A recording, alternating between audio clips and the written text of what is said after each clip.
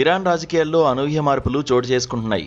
ఫిబ్రవరి 28న America, Israel సంయుక్తంగా చేపట్టిన operation epic ఫ్యూరీలో అయతుల్లా అలీ ఖమేనీ మరణించడంతో ఆయన వారసుడిగా కుమారుడు మొజ్దాబా ఖమేనీ మార్చి 9న బాధ్యతలు చేపట్టారు. అయితే బాధ్యతలు చేపట్టిన నాటి నుండి మొజ్దాబా బహిరంగంగా ఎక్కడా కనిపించకపోవడం అంతర్జాతీయ స్థాయిలో అనేక అనుమానాలకు తావిస్తోంది. ఆయన ఆచూకీ తెలిపిన వారికి అమెరికా విదేశాంగ శాఖ రివార్డ్స్ ఫర్ జస్టిస్ ప్రోగ్రాం కింద $10 మిలియన్, అంటే దాదాపు 93 కోట్ల రూపాయల భారీ జరిమానా ప్రకటించింది.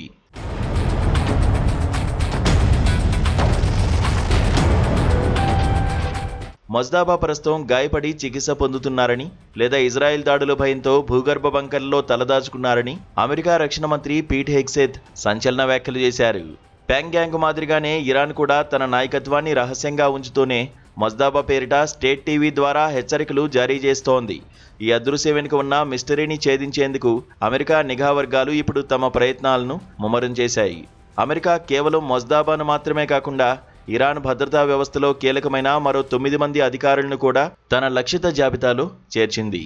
ఇందులో సుప్రీం నేత కార్యాలయ డిప్యూటీ చీఫ్ అలీ అస్గర్ హెజాజీ, భద్రతా సలహాదారు అలీ లారిజానీ, ఇంటెలిజెన్స్ మంత్రి ఇస్మాయిల్ ఖతీబు వంటి ప్రముఖులు ఉన్నారు. వీరంతా ఇస్లామిక్ రెవల్యూషనరీ గార్డ్స్ కార్ప్స్ ద్వారా ప్రపంచవ్యాప్తంగా ఉగ్రవాద కార్యకలాపాలకు వ్యూహరచన చేస్తున్నారని వాషింగ్టన్ ఆరోపిస్తోంది. సమాచారం అందించిన వారికి నగదుతో పాటు ప్రాణరక్షణ కోసం ఇతర దేశాల్లో పునరావాసం కల్పించడానికి కూడా అమెరికా సిద్ధమని ప్రకటించడం ఈ ఆపరేషన్ తీవ్రతను సూచిస్తోంది.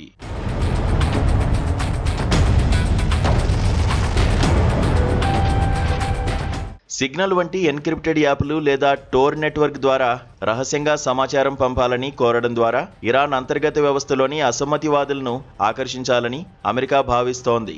ఇరాన్ మాత్రం ఈ రివార్డులను రాజకీయ వేధింపులుగా కొట్టిపారేస్తూ తమ నాయకత్వం సురక్షితంగానే ఉందని స్పష్టం చేస్తోంది.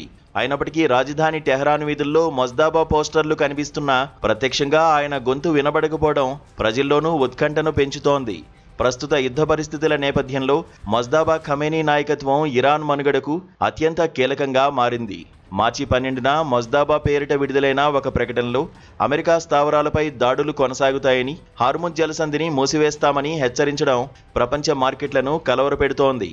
అమెరికా అధ్యక్షుడు డొనాల్డ్ ట్రంప్ ఇప్పటికే మొజ్దాబా నియామకాన్ని ఒక పెద్ద తప్పుగా అభివర్ణించారు.